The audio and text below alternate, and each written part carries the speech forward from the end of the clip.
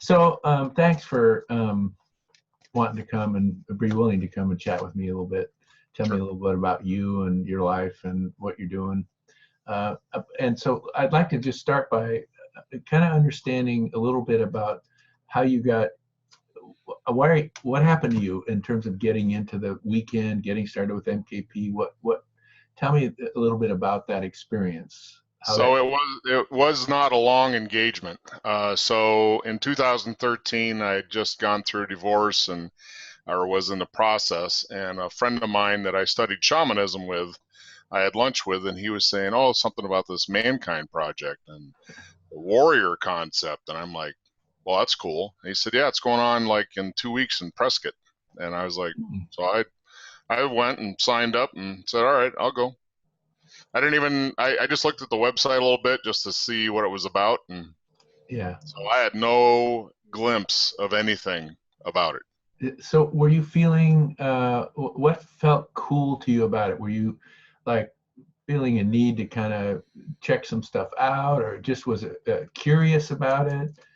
I have always been a opportunist. So when something comes up that fits, I just do it. This came up at a point where I had focused on doing more what I cared to do because I had some freedoms, and that just became the next thing. So it felt right. You had room. It was close. This is Arizona. So were you living in Arizona at the time, Prescott? Yeah, no, I was south. I was south of Tucson. So where that camp was, where they did the weekend, was north of Prescott a little bit, but it was not far from where I lived in southern Arizona. Mm-hmm. So tell me what that was like for you. When you went, you obviously, if it was like most of us, they didn't tell you anything. And so what happened for you in that experience? No energy really came up for me because I had been to Iraq twice in just short previous years before this, so I was taking everything with a grain of salt and just letting things flow. I just liked the idea of men getting around work that was meaningful in a way that had a forward-thinking look towards behavior. And I had gone through a fair amount of PTSD counseling and marriage counseling and all that sort of thing. So I had a background and an openness to new structures or new ways of being, and it just all fit. And then throw on there that I have a very strong Native American passion for culture and things that resonate with my heart, like the directions, drumming, the fire dance, all that stuff that's just natural, to me. It felt comfortable. It absolutely did. Yeah. So did you do a pit right afterwards and find your way right into an I group, or how did all that go? Yeah, so no, I was always in a transitory mode for the most part. So I moved from Arizona to New York State, which it was a very much a MKP desert as far as resources here, and what's called the southern tier and that's the cat. And so there wasn't a whole lot available. So I think I did a face-to-face I group outside of Prescott. I'm a digital native, so to speak. So I was diving in anything on MKP Connect and doing the searches, trying to find men, trying to connect, and there just wasn't a whole lot happening. And then I ended up staffing a weekend in upstate New York and connected with men there. And I had issues as far as travel. And so long-term or distance travel was not easy for me. It's between going 2 to 3 hours to get to a resource. Right. So yeah, I found a pit. I drove up into Ontario. I think it was north of Toronto, and they did a weekend intensive. A lot of these trainings for me, if they are not condensed, I'm not really interested. If they're elongated and you have to spread it out and travel and do all this stuff, that's not my bag. I would rather dive in and live it and then move through it quicker. I think we share that. My pit was the intensive, and I just got a ton out of that. Yeah. And I don't think it would have been the same otherwise. But with you, I like the kind of the doing it like that. That's Mm-hmm. good. So I'm curious, curious a little bit about, even though you were traveling a lot, I mean, you were moving around a lot, you still had this inner hunger or drive to find connection of these men. Do you have any kind of sense about what that's about inside of you? Why did that happen to you? It's probably for primarily selfish reasons of a self-perpetual kind, Mm-hmm. right? So I had reached a point where I had understood that trying to build this architecture of connection Mm-hmm. took work. And I never found it with a religion framework. I never found it with government service, which I did a lot. But so this appealed to me in that way because it was very cohesive to the way I think. Mm-hmm. So I kept trying to figure out a way, and actually I became the first, what they call me, because they have these tiers, they have areas, and I Yeah, think I yeah. started the first MKP community in the town that I used to live in, not far from here. And I just had a hard time. I kept doing open circle kind of events at the local library, but I could not beat the drum in the right way where people could hear it. Yeah. So that didn't pan out. Wow. So this is interesting to me because where we're going to go here in a minute is what you've created for MKP, which kind of really sort of moves from this whole thing you've just spoken about. It's kind of a bridge to this virtual iGroup piece that you have started with another man. So tell me about that. Is that part of what drove you to work with Max and create this virtual iGroups? And then I want to have you say more about them. But share with me a little bit about that. The online, or originally it was telephonic. I mean, we just did a telephone conference with Max's Airwaves group, and that was a connection through MKP that put me in touch with Max, Mm-hmm. because there just wasn't enough resources in this area Mm-hmm. to support what I wanted to do. And so Max invited me, and I've been in that Airwaves for 5-6 years, but that was the absolute only connection, other than once in a while trainings or something like that, that I had connection with MKP.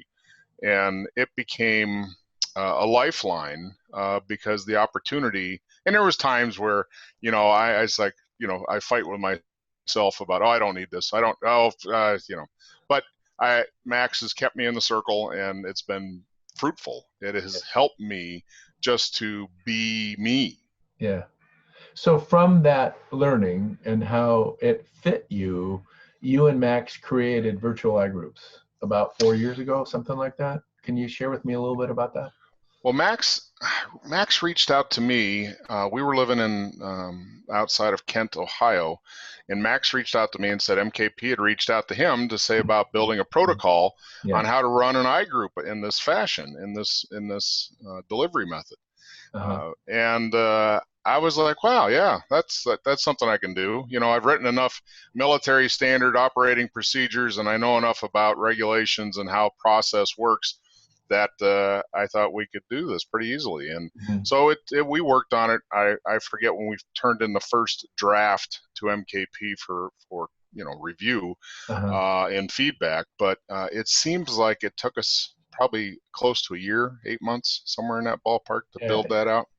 Yeah, I remember the first time you actually presented that to an iGroup council face-to-face in Racine. I think, if I'm not incorrect, that was 3 years ago or maybe 4, and was the launch of that. Right. That's where we created the video to kind of explain what exactly this vision was about. And I think you're right. I think it's 3 or 4 years ago. And just note that we didn't do that face to face. We attended and presented via Zoom. That was cool. Or Skype or whatever we were using at that point. But I actually think it might have been Skype. I can't remember. But it was a presentation on virtual to a face-to-face group that was in fact virtual. Yes, it was really great. Yeah. Well, I just a footnote. It's been very important to me, the virtual I group that I'm in, and actually I have two now. But the virtual I group that I'm in, that you're in, has been really important to me because I travel like you are saying you do, and I live in two different places. So my home I group, it became more complicated for me because when I wasn't there, then I wasn't in the circle, and it's really important. I, like you, sometimes think, well, I don't need this, but then I wake up and realize what a craziness thought is. Yeah, right. So tell me, this has been a pretty big success. What you guys have tapped is this notion that there's a lot of people who live in areas in this country, and actually you have people from out of the country who are in some of these learnings and trainings. Yes. There's a lot of people who live in areas that aren't close to I groups, and they aren't in a place where they can actually create a circle of men who are warrior brothers, or even men who have, like you had to struggle with, trying to find men who want to go to those kind of places. Mm-hmm. So can you share with me the success of this, how that's felt to you, and give me some feedback about how exciting that's been to discover and to know that what you thought was real really was. So I can remember early on talking with men in upstate New York at a training about this concept, and there seemed to be an automatic pushback. Mm-hmm. I'm used to that in most realms because for the fields that I've worked in, dealing with how things have always been. Mm-hmm. And culture change and organizational change is a thrill for me because there's an aha, there's a switch. It's like a teacher knowing that they've done well when the kids get whatever the content is, right? Yeah. There's a satisfaction for me that because I feel like I'm out 5 to 10 years anyway. So there's a natural state for me to usually be ahead of the curve. Mm-hmm. So when I can shepherd folks towards that as a solution or a possibility, that enriches me quite a bit. So and it still exists, there's still a stigma, if you will, of that feeling, well, it's not the same as being face to face. It's mm-hmm. can't have the same value. There's not bang for the buck for this. Mm-hmm. Or maybe they just are traditionalists and they don't want to see change like that happen because that's a technological adaptation, right? You're changing behavior. Right. But no, I think the value for me in my heart is knowing that this creates opportunity for men to stay connected in a new and I'm not going to say better, but definitely more convenient way. Mm-hmm. That does not tap any resources other than what they have at the house or wherever they're at. Mm-hmm. There's no additional cost, and it just makes sense. I can think back like when the United States adopted telegraphs. I'm sure the mail carriers or horse delivery people were just up in arms. This new technology, it's going to take all our jobs. Yeah. Well, yeah, there's like a natural evolution of how man adopts to technology regardless. It changes all behavior. Yeah. And this is just a great extension. My background is a lot in digital learning, mm-hmm. online learning. Mm-hmm. And why not utilize and make it more convenient for the client or the customer? Yeah. Well, I have to be honest. A friend of mine named Mark does a lot of virtual classes and different pieces around that, and I poo-pooed it. It's like, this is just, I've always been a hands-on, face-to-face, I got to be in the energy kind of person, and it shocked me to no end of how valuable and how well that worked, and that the I group that we're in together, virtual we're in together, just the very first time, it was like it went deep, it was good.